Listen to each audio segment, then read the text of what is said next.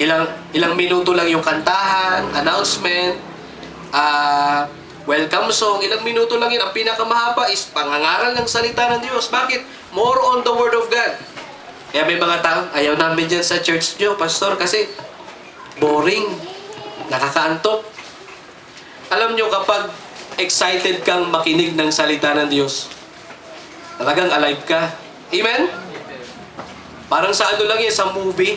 Di ba, pag sa movie, pag gusto mo yung pinapanood mo, kahit na antok ka na, yung mata mo, nakano talaga eh, focus. Bakit gusto mo eh?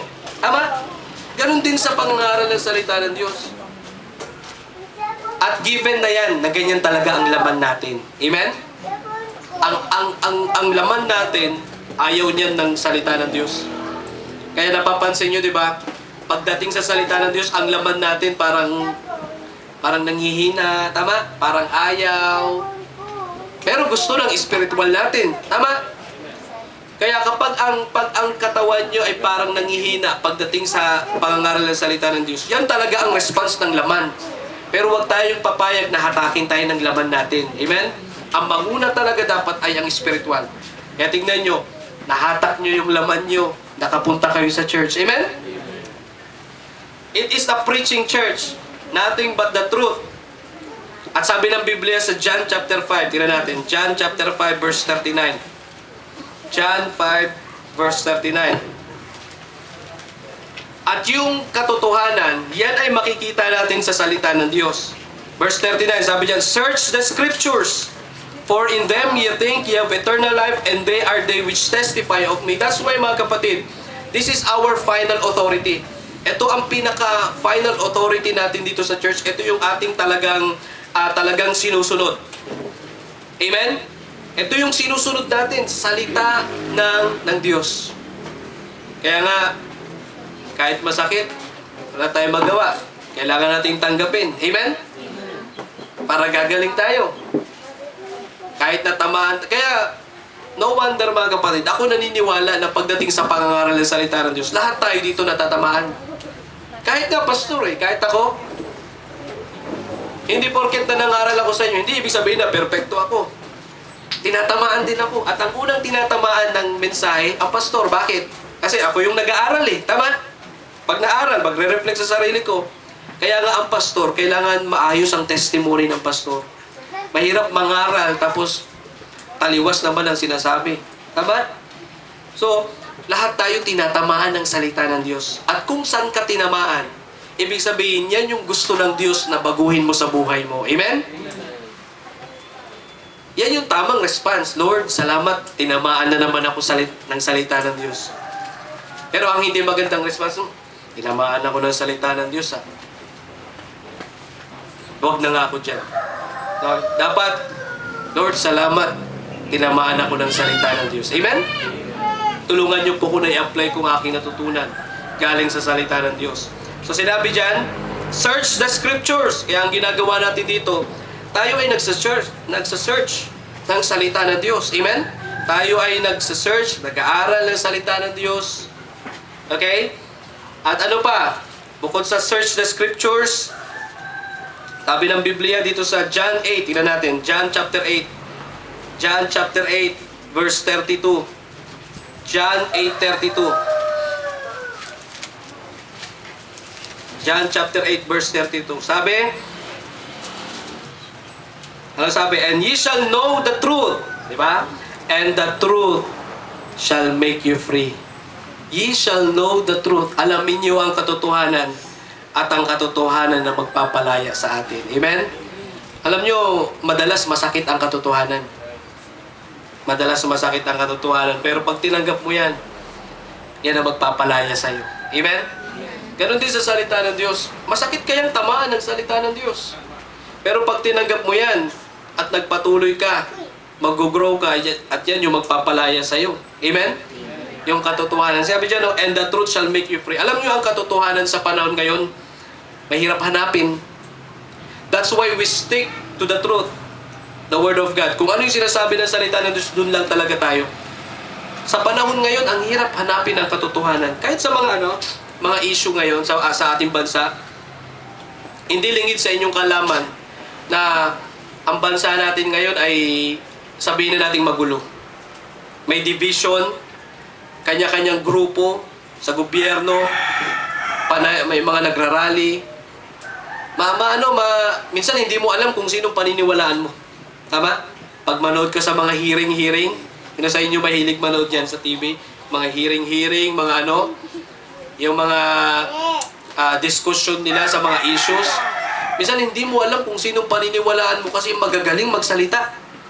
Magagaling mag-explain. Tapos may mga kanya-kanya pang abogado. Kaya ang nangyayari, may mga nagtuturuan, may mga nag-aano. So, kahit ako, minsan hindi ko maunawahan. Kaya nga, ang part natin, tayong simbahan, ipanalangin natin ang gobyerno natin. Amen? Ipanalangin natin ang gobyerno natin. Hindi natin, tandaan nyo, ang simbahan, hindi ito inilagay ng Diyos para awayin natin ang gobyerno natin. Ayon sa Biblia, we respect our government, we respect our president, we respect kung sino man yan, pero pag may nakita tayong mali, we will pray for them. Amen? We will pray for them. Kaya nga sabi ko sa inyo, merong separation between the church and the state. Merong separation ang church tsaka yung government. Hindi pwedeng maghalo. Hindi pwedeng mangialam ang gobyerno sa church at hindi pwedeng mangialam ang church sa gobyerno. Kaya hindi po tama na ang isang relihiyon ay magrarally against the government. Kahit sabihin na nating halimbawa, kahit sabihin na nating napatunayan na may mali ang government, ayon sa Biblia, we need to respect our government. Pag may nakita tayong mali, hindi tayo magrarally, ipapanalangin natin sila. Amen? Kasi kapag nagrally, kita nyo ba, hindi naman lingid sa inyong kalaman. No, tinuturo ko ito, it's because we must know how to respect our government. Kasi ang gobyerno, ang Diyos ang nagtatag ng gobyerno. Tatlong institusyon ang itinatag ng Diyos. Una is family. Family, that's the first institution given or established by God.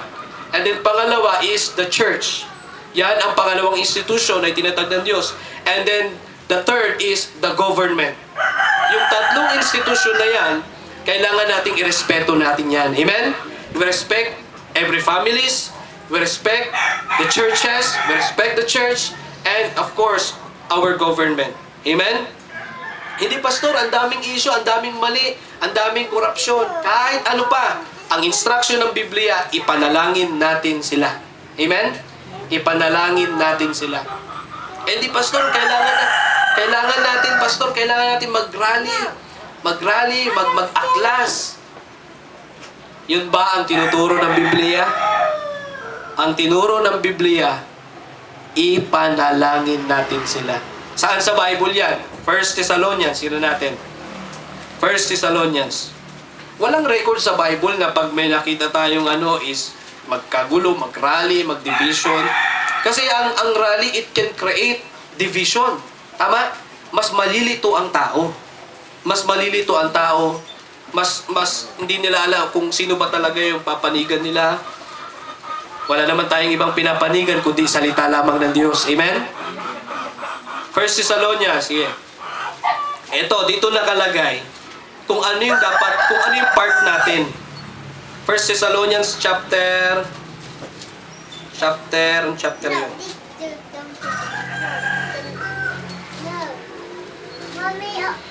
Ano yun? Sorry, ano pala? Saan yun? Nakalimutan ko na. 1 Timothy pala. 1 Timothy chapter 2. 1 Timothy chapter 2 verse 1 and 2. Kaya mga kapatid, tandaan nyo tong verse na to ha.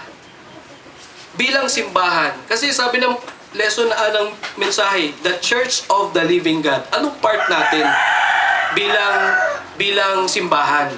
Kailangan ba natin magkagulo, mag-rally, kung ano-ano? Anong part natin? Sige, tingnan nyo. 1 Timothy chapter 2 verse 1 and 2. Basahin natin. Ready? Go. I exhort therefore that first of all, supplications, prayers, intercessions, and giving of thanks be made for all men. Verse 2, for kings and for all that are in authority. Anong purpose? That we may lead a quiet and peaceable life in all godliness and honesty. Ano sabi sa verse 1? First of all. Katagalog, una sa lahat. Anong una sa lahat? Sinabi dyan, prayers. Yung prayers, intercession, supplications, pare-parehas lang yan. Iisa lang yan na prayer ang ibig sabihin niyan. Okay? So, una sa lahat, panalangin. Para saan? For kings. Para sa mga hari. Ano pa? For all that are in authority. All. Pag sinabing all, lahat. So, pag sinabing authority, maraming authority. May authority sa gobyerno, may authority sa bawat barangay. Di ba? Sa bawat barangay, sino ang may authority dito? Si kapitan, tapos may mga pababa pa.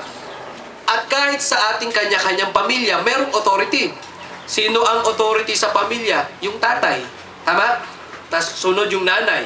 Okay? Tapos yung mga magpapa-under is yung mga anak. Tapos, saan pa may authority? Sa ating mga sarili, may authority tayo. Amen? So, dapat, ang mga nasa authority, ay gagamitin nila yung kanilang authority sa pamamagitan ng salita ng Diyos. Kaya, kung pamumunuan mo yung sarili mo, dapat naaayon pa rin sa salita ng Diyos. Amen? So, dapat ganoon ang pamumuno kung ano yung sinabi ng salita ng Diyos. Kaya sinabi dyan, balik tayo sa 1 Timothy. Yung 1 Timothy, yung kanina binasa natin, no? Yun. So, first of all, ano sabi? First of all, prayers for kings and for all that in authority. Anong purpose? Bakit natin sila kailangan ipanalangin?